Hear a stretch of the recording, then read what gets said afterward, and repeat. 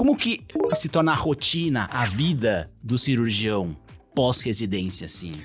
Isso é interessante e é peculiar, porque o cirurgião, ele tem que ter aquele furor operante, aquela vontade de operar. Então, o cirurgião, ele quando acaba a residência, ele vai procurar que tipo de emprego? A maioria não procura um emprego que paga melhor, ele procura um emprego que opera mais. Sim, ele quer continuar pegando mão. Ele quer continuar pegando mão. Então, assim, pra você ter uma ideia, eu dava plantão no Hospital Geral de Itapecerica da Serra. Hospital excelente, era porta fechada, hospital público, novinho, na época que eu acabei a residência, funcionava muito bem. E era um hospital que não atendia ficha de pronto-socorro. A porta era fechada, só drenava casos de 7 pronto-socorros para operar lá. Então, era um plantão ideal para o cirurgião, porque ele não tinha que atender porta, ficha de pronto-socorro, e ele ia lá e só para operar. Então, operava 5, 6 casos por plantão. Era uma delícia. Casos grandes, era muito bom. Dava plantão com um colega meu de residência, amigão meu, até hoje, e a gente era um plantão. Daí eu dei plantão lá, acho que uns 2 anos, né, por aí. Como é que era o plantão, Akira? Era assim. O cirurgião, na época, ganhava R$340 por plantão de 12 horas. Como firma, eu entendo nota. Sim. O ortopedista ganhava 400, mais R$40 por cirurgia. O clínico ganhava 500. E o pediatra e obstetra ganhavam 550 e ainda eram CLT. Nossa. Então, o que ganhava menos era o cirurgião, mas tinha uma fila para dar plantão lá. Por que razão? Porque era um plantão que você operava muito. Então, o mercado acaba sendo assim, no começo, quando você sai da residência, você vai procurar plantões de periferia, trabalhar em convênios que tem grande volume, hospital do SUS, e você quer operar bastante. Com o passar do tempo, você vai vendo que isso aí não é muito legal em longo prazo. É importante, eu acho que o cirurgião opere bastante, que tenha segurança, porque você, operando muitos casos, você indica muitos casos, você conversa com muitas famílias, você pega a segurança, e o cirurgião tem que ser um cara que passa segurança, não pode ser uma pessoa insegura, um cirurgião. Então tem que passar segurança. Então, eu acho que dá uma maturidade, você na residência está com um chefe te apoiando e dizendo o que você deve fazer ou não deve fazer. Você lá fora não, você é sozinho. Então você ter essa segurança, muitos cirurgiões desistem nessa fase. Ah, é? Fazem essa cirurgia, aí quando chega na hora e vai, indica a cirurgia, o paciente morre. Aí você tem que falar com a família que morreu. Por que morreu? Difícil, muito difícil. Tudo dá errado, deu complicação grave. Então começa a ver, nossa, não vale a pena operar, não quero isso pra mim, porque se envolve tanto, se estressa tanto que não consegue lidar com as complicações. E muita gente desiste, vai fazer exame de imagem, vai fazer endoscopia, muitas vezes fazer coisas, exames complementares, como fisiologia anorretal, fisiologia de esôfago. Partem para uma coisa que tem um pouco menos de responsabilidade, seja uma vida mais tranquila. Então esse é um ponto importante. Outro ponto é assim, você opera um paciente, Akira, você é responsável por aquele paciente sempre. Então, se ele complicar, não é seu plantão, vai ser reoperado, você vai querer ver a reoperação daquele paciente. Mesmo que você não vá ganhar dinheiro, você ganha pouco, você vai ter que fazer. Então, você fica preocupado. Então, você casou com aquele paciente. Dever moral. No dever moral de acompanhar aquele paciente para sempre, né? No que se relaciona àquela cirurgia que você fez, é claro. Então, isso aí gera muito estresse. Então, quando eu acabei minha residência, eu operava 25 a 30 casos por semana. Eu fiquei uns 5 anos assim. 25 a 30 casos por semana. E casos grandes. Eu operava de segunda a sexta, sábado, domingo, operava o tempo inteiro. E daí, daqui a pouco eu tinha um caso complicado no hospital, outro caso complicado no outro. Então eu tinha... Porque com esse volume de cirurgia, você tem complicação. Só não tem complicação quem não opera. Sim. Então, minha vida estava no estresse, falei, não é assim. E aí... tem a coisa da carreira em longo prazo. Então, tem gente que tem grandes oportunidades em grandes centros, em grandes equipes, logo que acabam a residência, porque tem contatos pessoais, contatos familiares, né? Mas isso é a minoria. A maioria vai ralar, Sim. vai dar plantão, vai roer procurar, o osso. vai roer o osso. Se tiver sorte, pega empregos e plantões que operam bastante. Às vezes não consegue, tem que pegar uns plantões que não operam também. Sim. E aí depois tem que ver assim, e aí, eu quero fazer o que da minha carreira? Eu vou querer fazer uma carreira acadêmica, eu vou querer ser referência, eu quero ser num grande centro, vou ter que ser referência numa doença. Se eu quiser isso aí, eu vou ter que fazer uma pós-graduação, eu vou ter que ir para o exterior, eu vou ter que me ligar a algum serviço específico para eu pegar a experiência numa coisa que ninguém tem. Então, essa é uma questão.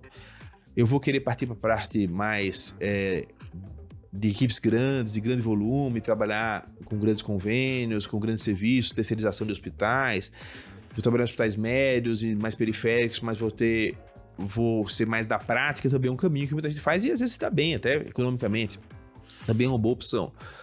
Eu vou querer atender pacientes assim, ultra diferenciados, então eu vou querer investir em marketing pessoal, abrir uma baita de uma clínica, tudo. Então, também é um caminho que demanda outras habilidades e outros contatos. Então, assim, a gente tem que pensar muito no que você vai querer fazer, porque a especialidade cirúrgica é muito grande. Sim. Então, isso eu falei é uma coisa geral. Isso serve para urologia, para cirurgia vascular, para cirurgia do aparelho digestivo, para coloproctologia, serve para cirurgia plástica, para muita coisa. Claro que assim, se você falar em marketing pessoal, em grandes clínicas, a plástica vai ter um peso maior isso aí. Sim. A vascular também tem um pouco disso aí, um pouco mais. Se você for falar em cirurgia de volume, vai cair mais o quê? Vai cair mais numa urologia, numa cirurgia geral, numa cirurgia gastro. Mas todas as especialidades têm os perfis diferentes dentro dela. Então, o candidato tem que ver qual é o perfil dele. Uma coisa que eu gosto de falar para quem quer fazer residência de cirurgia é assim: eu quero fazer cirurgia de transplante de fígado. Vai lá e passa uma semana acompanhando o serviço de transplante de fígado, vê as pessoas que trabalham no serviço de transplante de fígado e pergunta assim: eu quero ser uma delas? Porque eu quero fazer transplante de fígado, é maravilhoso. Nossa, você tira um órgão de um, bota no outro, uma coisa certa, mitológica, tal, maravilhoso. Você vai no dia a dia do transplante, não é tão maravilhoso assim. São equipes grandes, tem poucos chefes, você rói muito osso, para você chegar a ser chefe demora muito. É como cirurgia cardíaca, que é coisa mais linda. Você para o coração, bota na escorpórea, o cara parou, o coração parou de bater. Vai lá, opera o cara, a cirurgia, são tecnicamente os melhores cirurgiões cardíacos. Vai lá, opera o cara, depois ele dá um choquinho, volta. Então é quase Deus, né? Sim. É quase Deus, cirurgia cardíaca é maravilhoso. Vai ver o que fazem os cirurgiões cardíacos. 90% trabalham na UTI do plantão. Sim. Como intensivista. 90% dos cirurgiões cardíacos fazem isso. 10% operam. Um ou outro como chefe, a maioria opera 10, 15 anos, né, num lugar que é super hierárquico, com muito assédio moral, muitas vezes, para depois talvez conseguir operar ou não. A especialidade é engolida pela endovascular, engolida pela cardiologia, pelos stents, pelo cateterismo, por tudo, né? E aí, pela hemodinâmica, e aí você vai... E será que valeu a pena? Então, assim, você tem que ver muito o dia a dia daquela pessoa, como é que é, e o futuro, né? Então, não é só assim, eu gosto de estudar isso. Ok, gosto de estudar é um ponto importante. Você tem que fazer algo que você gosta de estudar, porque vai estudar para sempre. Segundo, como é o dia a dia do trabalho dessa pessoa? Como é o mercado, né? E terceiro, uma pergunta subjetiva. Eu quero ser um daqueles caras? Eu me vejo como um daqueles caras? Não, eu não me vejo, eu detesto aqueles caras. Então vai fazer outra coisa, não vai fazer aquilo ali. E tem muita especialidade cirúrgica diferente, né, pra gente falar. É muita coisa. Dessa conversa me vieram duas coisinhas importantes na cabeça aqui. Alguns professores meus de cirurgia, numa época, me falaram assim, formado de cirurgião, saber indicar uma cirurgia é muito simples. Agora, saber quando não fazer... Talvez seja o momento em que a experiência fala mais alto. Porque indicar, vou abrir essa barriga aqui e tirar esse apêndice. Agora, quando não fazer, imagino que demore para chegar nesse ponto. Tem que segurar a ansiedade, né? Eu lembro quando eu era estudante, dava plantão no Hospital da Restauração em Pernambuco. Fiz o Federal de Pernambuco, me formei lá. E aí tinha cirurgião que era assim, na dúvida operava tudo. Então a laparotomia diagnóstica reinava nos pronto-socorros. E aí tinha um cirurgiões um pouco mais criteriosos, falaram assim, olha, esse caso aqui não é de operar, segura a mão de fulano, se ele vir esse caso ele vai querer operar. Mas, então hoje em dia a gente já tem a propedêutica armada muito boa, então você tem tomografia, é muito disponível, então assim, é raro você ficar muito na dúvida. Antes era mais comum você saber, eu vou segurar ou não. Mas, mesmo assim, ainda tem aquele caso, né? Eu vou acompanhar clinicamente esse paciente, eu não vou operar, se eu operar eu não vou trazer benefício para esse paciente. Isso é uma questão, assim, que é mais fácil para o cirurgião operar. E mais fácil também porque tem um certo viés, né? Akira, veja bem. No mercado privado, se o cirurgião indicar a cirurgia, ele ganha dinheiro. Se ele não indicar, ele vai ganhar consulta. Então, infelizmente, existe um viés de quem indica a cirurgia, faz a cirurgia e lucra com a cirurgia. Isso aí faz com que alguns colegas na prática clínica, eles hiperindiquem. Então, na dúvida eu indico, porque realmente tem dúvida, então para mim, tem dúvida para o paciente, para mim é melhor indicar. Então você tem que ter uma base ética muito sólida, né, e criteriosa, e ser muito transparente com o paciente, conversar sobre todas as opções para que realmente o paciente decida com você, nesses casos de dúvida, e você não queira convencer o paciente de que é melhor operar.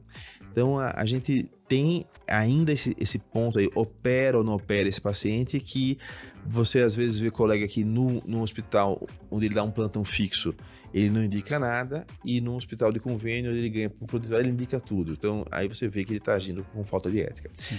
Isso é uma coisa muito perigosa. A gente vê muitos hospitais sérios lutando contra isso, assim, fazendo comissões de segunda opinião, principalmente cirurgias que geram muito dinheiro, como com prótese ortopédica, etc. Tal. Assim, realmente há ou não indicação, não vale a pena ouvir a segunda opinião. Eu, quando houver dúvida, eu falo isso para os pacientes, né? Ouça a segunda opinião, vá numa segunda opinião da pessoa e veja a segunda opinião, os prós e contras, porque realmente existe esse viés. Mas não operar, nesse caso que o seu professor falou, significa assim, saber que a cirurgia, ela inflige um trauma importante ao paciente. Então tem a questão ética e financeira que eu falei, mas inflige um trauma. Então assim, operar não é como fazer ultrassom. Sim, com certeza. Então, por menor que seja a cirurgia, pode haver complicações. O cara pode ter uma embolia pulmonar, o cara pode ter hemorragia, o cara pode ter uma reação alérgica ao anestésico, ele pode ter uma arritmia cardíaca e pode morrer. Então, às vezes, você indicar uma cirurgia, quantas vezes você vê pessoas tendo complicações graves com cirurgias não tão importantes? Eu vou falar para você que eu fiz residência em células clínicas entre 2004 e 2000 e 2004. 2005, de janeiro, eu terminei a preceptoria. Então, fiquei 5 anos lá na residência de preceptoria. Depois continuei como colaborador, depois concursado e estou até hoje lá. Mas veja, eu tive 2 contemporâneos meus de residência que morreram durante cirurgia plástica na residência médica. Uma moça linda, linda, linda, foi colocar a prótese, morreu.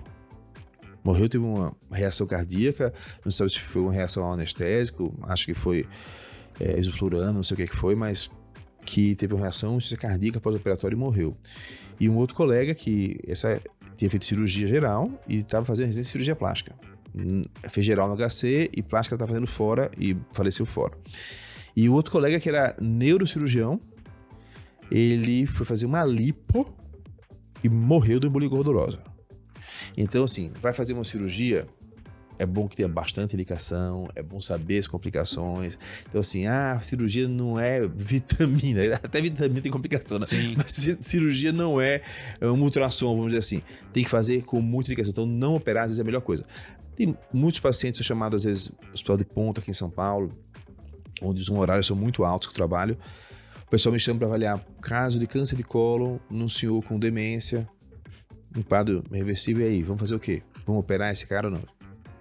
Não opera esse cara. Mas e se obstruir? Se obstruir, a gente vê se vai precisar operar ou não.